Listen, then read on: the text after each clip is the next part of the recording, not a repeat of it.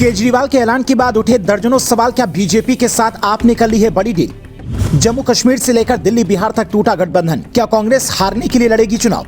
राजनीति में नीतीश कुमार की तरह पार्टी बदल लेना सिर्फ समर्थन नहीं होता, बल्कि समर्थन के और भी तरीके होते हैं, जिनमें से एक तरीका केजरीवाल ने अपनाया है। ऐसी चर्चा दिल्ली में बीते कई दिनों से चल रही है। केजरीवाल ने एक ऐलान किया, लोग पूछने लगे कि क्या आम आदमी पार्टी की बीजेपी से कोई डील हुई है, क्योंकि इतना बड़ा फैसला लेने के पीछे सिर्फ एक वजह नहीं हो सकती है। केजरीवाल का दावा है कि दिल्ली के लोगों ने ठान लिया है कि वो सभी 7 सीटों पर आपको जिताएंगे। उन्होंने कहा कि मुझे यकीन है कि पंजाब की जनता हमें ऐतिहासिक जनादेश देगी। पंजाब में हम सभी 13 लोकसभा सीटों पर जीत दर्ज करेंगे। यदि दोनों जगहों पर केजरीवाल अकेले चुनाव लड़ने के मूड में हैं, गठबंधन की बड़ी पार्टी कांग्रेस को एक भी सीट नहीं देना चाहते हैं। अब अगर केजरीवाल अकेले लड़ेंगे तो इसका फायदा बीजेपी को मिल सकता है, क्योंकि पिछले लोकसभा चुनाव में भी आपने अकेले लड़ा था और बीजेपी ने दिल्ली की 7 सीटों पर जीत दर्ज की थी। अगर आप और कांग्रेस मिलकर चुनाव लड़ती तो बीजेपी के लिए थोड़ी मुश्किल हो सकती थी। इसीलिए सियासत के जानकार कहते हैं कि केजरीवाल ने यह फैसला लेकर खुद पर आ रही जांच की आंच को थोड़ी कम करने की कोशिश की है। हालांकि पीएम मोदी का जांच एजेंसियों को साफ आदेश है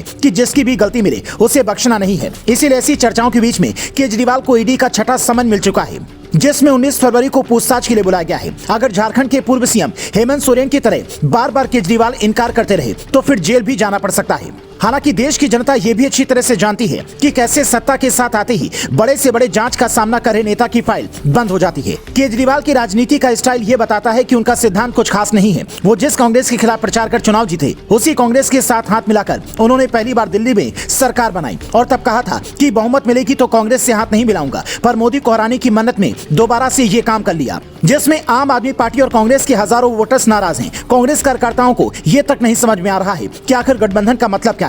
पश्चिम बंगाल में ममता बनर्जी अकेले चुनाव लड़ने का ऐलान कर चुकी हैं। इंडिया गठबंधन के अगुवा नीतीश कुमार ने तो साथ ही छोड़ दिया है, एनडीए में चले गए हैं। दिल्ली और पंजाब में केजरीवाल सभी सीटें अकेले जीतने का ऐलान कर रहे हैं। जम्मू कश्मीर के नेता फारूक अब्दुल्ला भी अकेले चुनाव लड़ने की बात कर रहे हैं। अकेले महाराष्ट्र से सिर्फ ऐसी खबर है कि एक बड़ी पार्टी का कांग्रेस में विलय हो सकता है। यूपी में भी कब किसका मन बदल जाए कहना मुश्किल है। तो कांग्रेस पार्टी का इस बार हारने के लिए चुनाव लड़ेगी, क्योंकि उसके कार्यकर्ताओं के अंदर भी ये भरोसा नहीं है कि अकेले चुनाव लड़े तो 100 सीटों तक भी पहुंच पाएंगे। वैसे भी बीजेपी ने 400 पार का लक्ष्य रखा है और क्षेत्रीय पार्टियां भी कुछ सीटें जीतती हैं।